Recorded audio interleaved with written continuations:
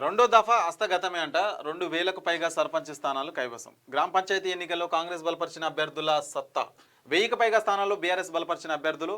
ఆసిఫాబాద్, నిర్మల్ జిల్లాలోనే బీజేపీ ప్రభావం. 85.86% పోలింగ్. అత్యధికంగా యాదాద్రి భువనగిరి జిల్లాలో 91.72%.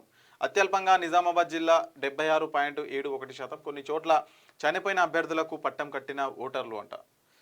సో ఇది బీఆర్ఎస్ అభ్యర్థులను గెలిపిస్తే మెడపట్టి బయటికి గెంటేస్తా, నా నుంచి ఒక్క పని జరగదు. వనపర్తి ఎమ్మెల్యే మెగారెడ్డి అయితే సంచలన వ్యాఖ్యలు చేసిరంట. మరి బీఆర్ఎస్ అభ్యర్థులను గెలిపిస్తే మెడపట్టి గైటికి గెంటేస్తారంట.